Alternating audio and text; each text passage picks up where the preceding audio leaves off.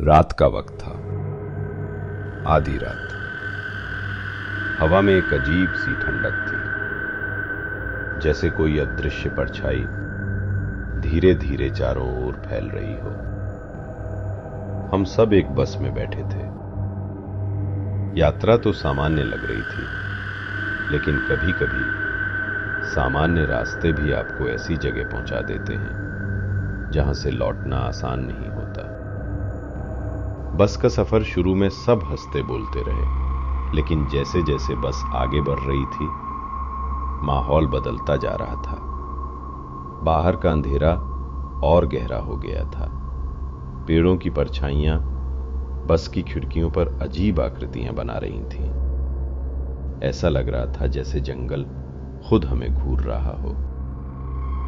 धीरे धीरे अंदर सन्नाटा पसर गया और तभी बस के पीछे से हल्की सी फुसफुसाहट सुनाई दी। किसी ने झांक कर देखा, पर वहां कोई नहीं, खाली सीटें, मगर ऐसा लगा जैसे कोई अदृश्य मौजूदगी बैठी हो। कुछ देर बाद सीटों के नीचे से खरोंचने की आवाज आने लगी। सब डरकर पैरों को ऊपर कर बैठे। ड्राइवर ने बस रोक दी, कहा कि आगे रास्ता साफ नहीं है, लेकिन बाहर तो कुछ भी नहीं था। खाली सड़क और दूर तक फैला अंधेरा। तभी खिड़की पर दस्तक हुई, धीरे धीरे 3 बार, और एक चेहरा दिखाई दिया। आंखें बिल्कुल सफेद, होंठ नीले, और वो मुस्कुरा रहा था। बस का दरवाजा अपने आप खुल गया। एक ठंडी हवा अंदर आई और सबके रोंगटे खड़े हो गए। फिर वही आवाज, तुम्हें गांव की कहानी। एक लड़की डरते डरते बोली, मैंने इसे पहले भी देखा है, हमारे गांव में। और उसने गांव की कहानी सुनाई। उस गांव में एक पुरानी हवेली थी।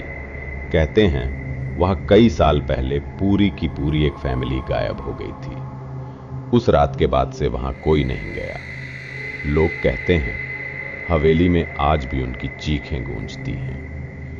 कभी खिड़कियों से किसी औरत का चेहरा झांकता है, कभी छत से बच्चे की रोने की आवाज आती है, और जिसने भी रात को वहां कदम रखा वो कभी वापस नहीं आया। हम सब चुप थे, लेकिन हवा और ठंडी होती जा रही थी।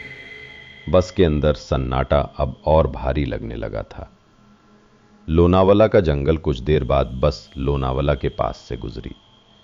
चारों तरफ घना जंगल और सड़क पर कोई नहीं। बस की हेडलाइट्स पेड़ों को रोशन करती और उन परछाइयों से लगता जैसे दर्जनों लोग खड़े हों। अचानक सड़क पर एक बच्चा खड़ा नजर आया। वो बिल्कुल अकेला था। उसकी हंसी सुनकर सबका खून जम गया। ड्राइवर ने ब्रेक मारा, लेकिन बच्चा गायब हो गया। सिर्फ उसकी हंसी जंगल में गूंजती रही। ड्राइवर ने दोबारा बस चलाई, लेकिन अब हर किसी को लग रहा था जैसे कोई उनके पास बैठा हो। कभी किसी ने कंधे पर हल्का सा हाथ महसूस किया, कभी किसी को कान में फुसफुसाहट सुनाई दी, पर पीछे मुड़कर देखने पर वहां कोई नहीं था।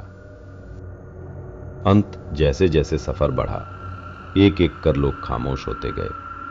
किसी की